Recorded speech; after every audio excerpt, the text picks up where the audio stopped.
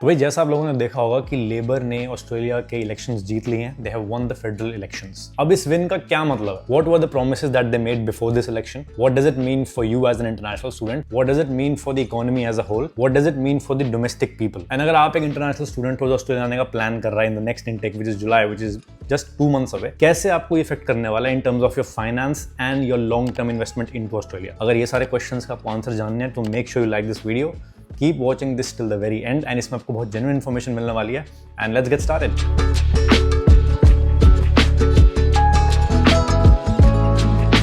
भाई वीडियो शुरू करने से पहले एक फैक्ट जो मेरे को रिसेंटली पता लगा, जो मुझे पहले नहीं पता था, that Anthony Albanese, who has won the election, he is the first prime minister to get a second term in Australia in the seat in the last 21 years. तो मतलब ये काफ़ी बड़ी बात है। एंड पिछले 5 साल की परफॉर्मेंस या 3 साल की परफॉर्मेंस लोगों को पसंद आई होगी। That's why he won the election. And मेरे कोई छोटी मोटी विक्ट्री नहीं थी, it was a landslide victory as reported by the Australian news media. तो अगर आपको डिटेल में देखना तो आप सब देख सकते हो, but let's focus on today's video कि लेबर गवर्नमेंट ने क्या क्या प्रोमिस किए थे बिफोर दिस इलेक्शन एंड क्या क्या उसके इंप्लीकेशंस होंगे। And this video will cover about everything. क्या उनका हेल्थ केयर में डिपार्टमेंट था, क्या उनका हेल्थ केयर के प्लान्स हैं, क्या उनके इकोनॉमी पे प्लान है, एंड स्पेसिफिकली जो भाई स्टूडेंट्स मैटर करते हैं, क्योंकि immigration has been seen as a big problem in the past few years, but Labour की ideology is a bit different, they tend to favour the immigrants. तो इस बारे में भी हम चर्चा करने वाले हैं, but let's start with the basic thing.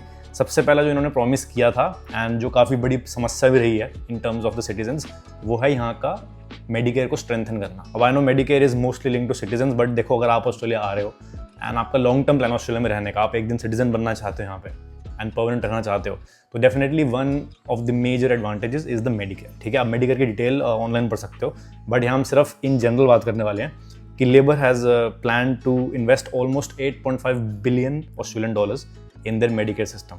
अब इसमें बहुत सारे डिफरेंट एस्पेक्ट्स हैं, जैसे उनको न्यू जीपीज़ खोलने हैं, न्यू डॉक्टर्स रजिस्टर करने हैं, and this is one of the reasons कि हेल्थ केयर की जो इंडस्ट्री है that is growing at an enormous rate since Covid.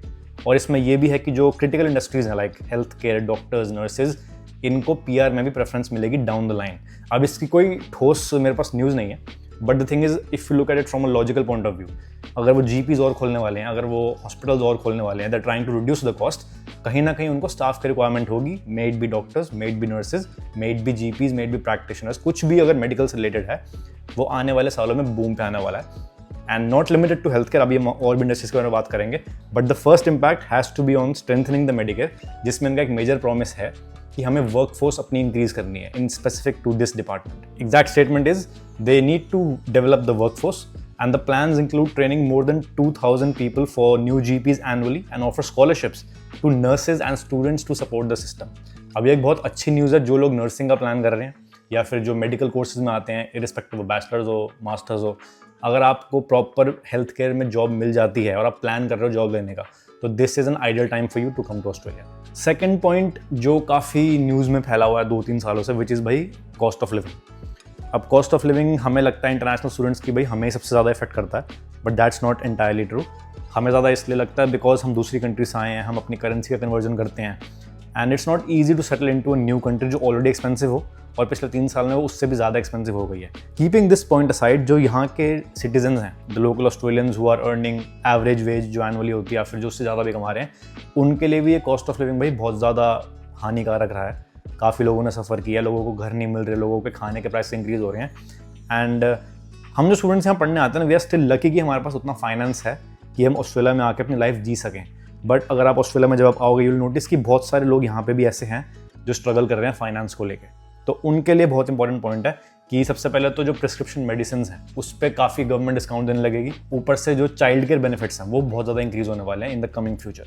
तो मतलब अगर उसका जो child care subsidy rate to 90% तक इंक्रीज़ करने वाले हैं for the first born child, benefiting families with household incomes under 530,000. इसका impact is pretty straightforward. These measures aim to alleviate financial pressure on households, making essential services more affordable. तो medicines पे बहुत लोगों का खर्चा होता है bulk billing में खासकर, and child care is obviously one of the most expensive things जो आप अपनी ज़िंदगी में कभी भी कर सकते हो। ठीक है, बच्चा पालना इज़ नॉट ईजी, तो इन चीज़ों में भी काफ़ी इसका इफेक्ट देखने को मिलेगा। अब भाई थर्ड पॉइंट जो सबकी नज़रों पे रहता है, which is in the department of education and international students.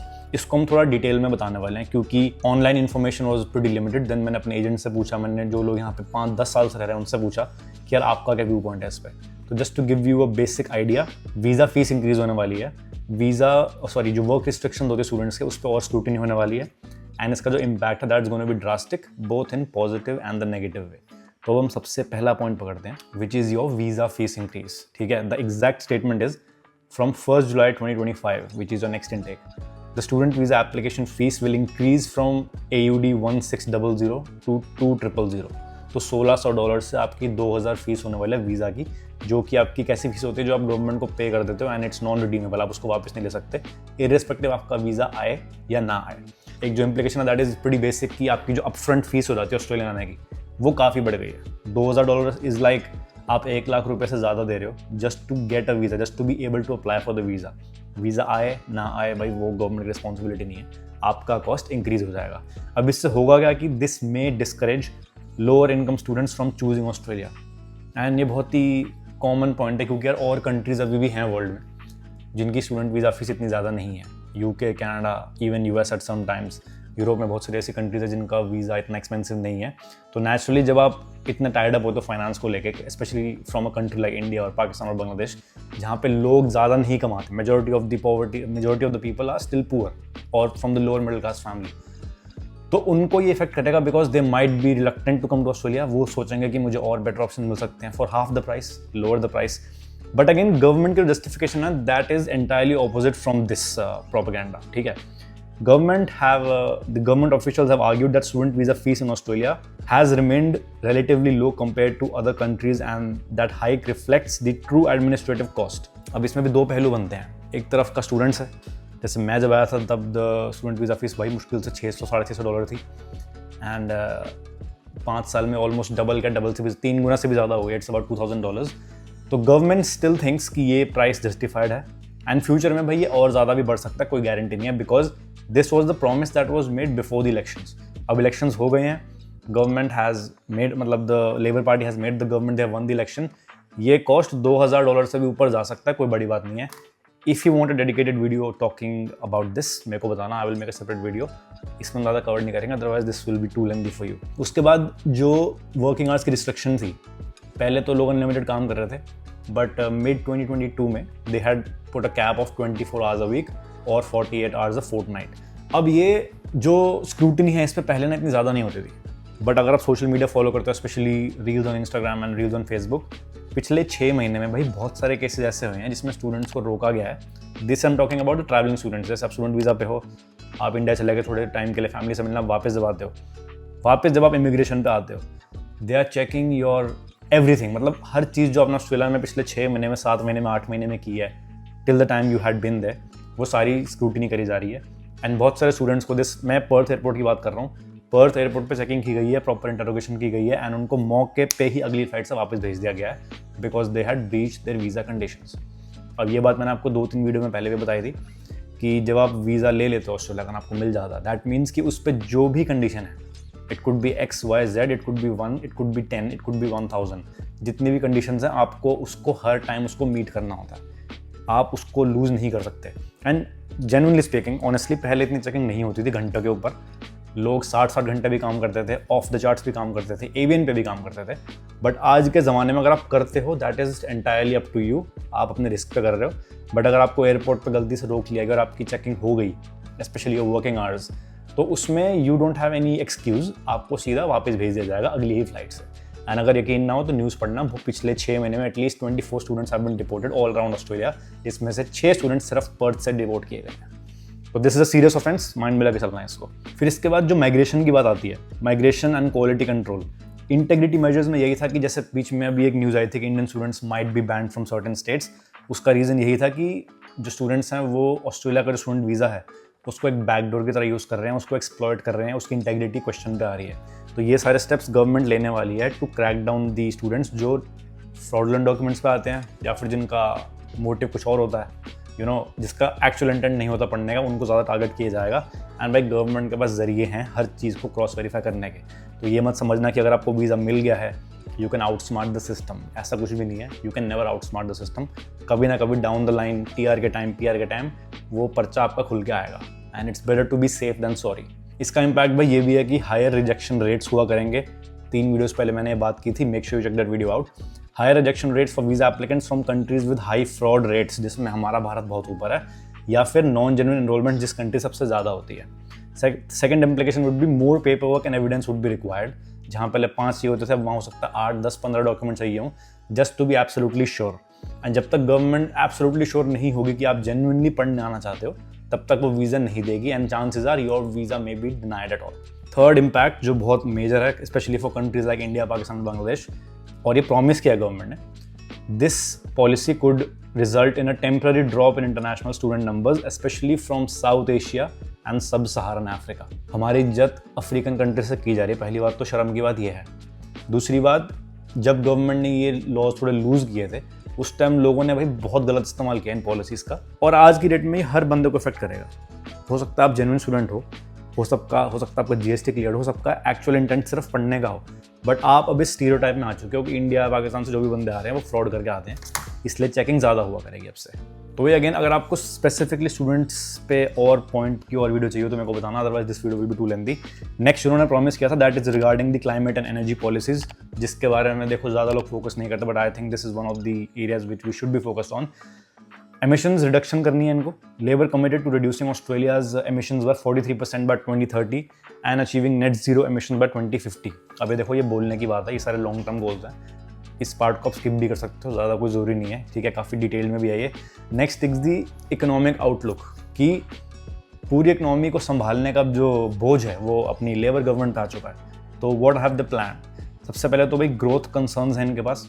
Despite policy initiatives there are concerns about economic stagnations with reports indicating 7 consecutive quarters of negative per capita GDP growth. And भाई ये actually जब से Donald Trump administration में आए हैं तब से ये ग्लोबल स्लोडाउन देखने को मिला है। Australia is no different. Australia में फिर भी मैं अभी बोलूँगा कंपैरेटिवली भाई जॉब्स ज़्यादा हैं, इनकम ज़्यादा है, लोग अभी भी अच्छा खासा सेव कर लेते हैं। और ये कोविड में भी हुआ था जब rest of the world was actually going through crisis, चाहे वो मेडिकल हो चाहे वो फाइनेंशियल हो, ऑस्ट्रेलिया वो स्टिल थ्राइविंग, क्योंकि इनका जो गवर्नमेंट का बजट होता है हमेशा एक्सेसिव में जाता है, कभी भी डेफिसिट में नहीं आता। स्पेशली लेबर गवर्नमेंट के टाइम जब सब क्रिटिसाइज कर रहे थे ऑस्ट्रेलिया को कि आपने बॉर्डर बंद क्यों रखे हैं, आप स्टूडेंट्स को आने को नहीं दे रहे, आप लोगों को आने को नहीं दे रहे, तो उसी चीज़ से इन्होंने जो अपनी कंट्री के लिए देखो अच्छा ही किया इन्होंने। हम जो मर्जी कहें इनको, for their own country they did the best that was possible. अपना जो बजट है इन्होंने हमेशा ऊपर रखा है, कभी भी डेफिसिट में नहीं जाने दिया। दैट्स व्हाई आज की डेट में भी Australia is one of the ideal places to be in the entire world. मैं तो बोलूँगा टॉप 5 में। अब अगर आप रिसेंटली वो जो साल के अंत में एक रिव्यू होता है that which is the best liveable city to live across the world, उसमें से 3 सिटीज़ ऑस्ट्रेलिया की थी and Perth was among one of the highest rank cities. Overall impact भाई जनरल पॉपुलेशन के लिए Labor policies are aiming to improve relief in health care and cost of living, जो मैं आपको बता चुका हूँ। For international students increased visa fees and work restrictions में post challenges potentially impacting Australia's competitiveness in the international education. इन सब के पीछे भाई एक गुड पॉइंट भी है जो मेरे को जस्ट अभी स्ट्राइक हुआ, कि गवर्नमेंट लेबर का फोकस रहता है टू हैव स्किल्ड लेबर्स जो लॉन्ग टर्म ऑस्ट्रेलिया में रहें। एंड ये मैंने लास्ट ईयर इस पर काफ़ी चर्चा हुई थी गवर्नमेंट में भी, और मैंने भी इसके बारे में बात की थी कि governments wants you to be a permanent migrant, ठीक है। इसका इम्प्लीकेशन ये है, आपको सीधी भाषा में समझाऊँ तो government is trying to move the people away from temporary residencies. Government चाहती है कि आप टीआर पर ज़्यादा टाइम नहीं रहो, पीआर लेके ख़त्म करो। ये लेबर गवर्नमेंट की स्ट्रैटेजी रहती है, which is an excellent news. आगे जाके लोगों ने प्रेडिक्ट किया है कि जो पूल ऑफ सबमिशंस होते हैं, जैसे अगर आपने पीआर अप्लाई किया था, अगर साल की स्पेसिस सिर्फ 1000 लोगों को पीआर देना है तो हो सकता है वो 1000 से बम्प अप नंबर 2000 कर दे, 3000 कर दे, इवन 4000 कर दें, which was obviously observe before Covid hit. तो ये एक अच्छा इनिशिएटिव है, क्योंकि जितना आप टेम्प्रेरी वीज़ा पे रहोगे उतना अपनी होम कंट्री के हो ना, आप एक्चुअली ऑस्ट्रेलिया के हो, तो वो आपके लिए लूज लूज सिचुएशन हो जाती है। Now this is a win win situation, क्योंकि गवर्नमेंट आपको प्रमोट भी कर रही है कि आप आओ, पीआर लो, परमानेंट हो जाओ, टेम्प्रेरी मत रहो। देखो जिनका क्राइटेरिया मीट नहीं होगा at the end of the day, वो टेम्प्रेरी से भाई उसको हो सकता है अपनी कंट्री वापस जाना पड़ जाए, नहीं मिलेगा पीआर। बट जिसका क्राइटेरिया मीट हो रहा है उसको पीआर ये देंगे। मैं ये नहीं बोल रहा कि ईजिली देंगे, but again some incentives would be there to make you a permanent resident rather than put you on a temporary residency. इस पर भी वीडियो बनाएंगे हम, चाहिए हो तो मेरे को कमेंट में बता देना। So guys that was pretty much it. ये सारे प्रोमिसेस थे जो लेबर गवर्नमेंट ने किए हैं बिफोर द इलेक्शन। काफ़ी सारे एस्पेक्ट्स हैं इसमें, which is for the domestic Australian people, which is for the students as well, which is for new businesses as well. अगर आपको इस वीडियो में कुछ भी डाउट हो तो make sure you comment it down. Make sure आपने अगर यहाँ तक वीडियो देख लिया तो भाई सब्सक्राइब करो चैनल को, and if you have any questions do let me know and I will see you in the next one.